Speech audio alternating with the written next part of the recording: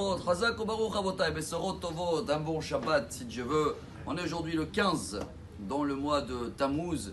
On est dans une paracha extraordinaire, Balak, où on a compris que c'est la seule paracha qu'on n'est pas les spectateurs, on m'avait dit comme ça, on dit en français.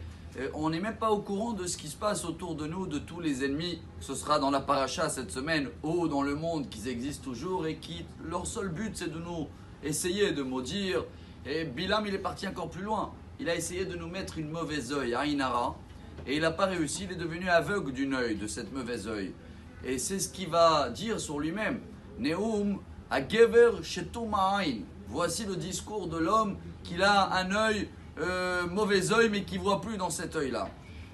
Comme c'est la Eloula d'Or HaChaim HaKadosh aujourd'hui, on a parlé un petit peu hier, décédé dans l'année 1743, était dans la même génération du Baal Shem Tov. Lui, il nous demande cette question, il dit, cette mauvaise œil-là, qu'on est tous un peu mrawef, parce qu'on sait très bien, dans le Talmud, il y a des histoires, et que ça peut dommager beaucoup. Il ne comprend pas.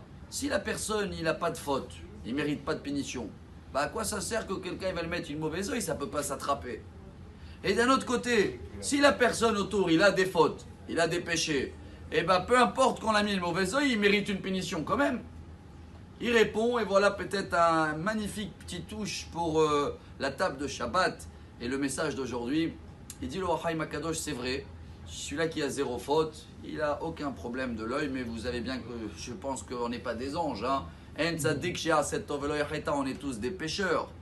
Par contre, quand on essaye de mettre une mauvaise œil sur quelqu'un en citant les péchés qu'il a fait, comme Bilam, en observant, il dit, ah regarde, il a fait ça comme mauvaise chose. Alors là, même si Dieu, il a patienté avec les péchés, il les a mis un peu en stand-by, quel rachom vechanoun, il est miséricorde, il attend, il a de la patience. Mais la mauvaise œil de quelqu'un peut réveiller, déclencher, Chazak ou Baruch, ce qui est en attente. Pour cela, il nous donne un secret, le Or HaChaim HaKadosh.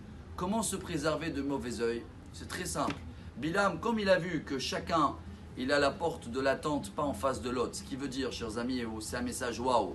Quand chacun y vit sa vie et tout ce qu'il a besoin pour sa famille ou pour lui, il n'achète pas par rapport à des publicités de télé ou par rapport à des envies ou parce qu'il a vu chez le voisin. Il achète par ses propres besoins. Il vit sa vie à lui sans regarder autour. Celui-là, il n'est jamais dommagé du mauvais œil. Pourquoi? Lui, il n'a pas de mauvais œil. Il ne voit pas dehors ce qui se passe chez les autres. Il vit sa vie. Quelqu'un qui vit sa vie, peu importe que les gens ils vont regarder chez lui, lui, il ne les regarde pas. Pour cela, on termine en beauté parce qu'il y a un lien entre se protéger du mauvais œil, le Aïnara, et aime ton prochain comme toi-même. C'est quoi aime ton prochain comme toi-même? C'est une très belle touche, chaque année on le dit. Il y avait un grand rabbin, il a dit Balak, c'est les initiales, Ve'avta, l'ereacha kamocha. Ses élèves, ils ont dit, monsieur le rabbin, ça colle pas du tout. Ve'avta, c'est avec Vav. Balak, c'est avec Bet. Kamocha, c'est avec Raf, et Balak, c'est avec Ouf. Ça rentre pas du tout, ça peut pas coller. Il a dit justement, quand ça colle et ça va bien, c'est normal que je vais l'aimer, il m'a rien fait de mal. Mais quand ça colle pas, quand ça marche pas, quand ça va pas, et malgré cela, j'arrive à pas regarder, j'ai pas un mauvais œil de lui.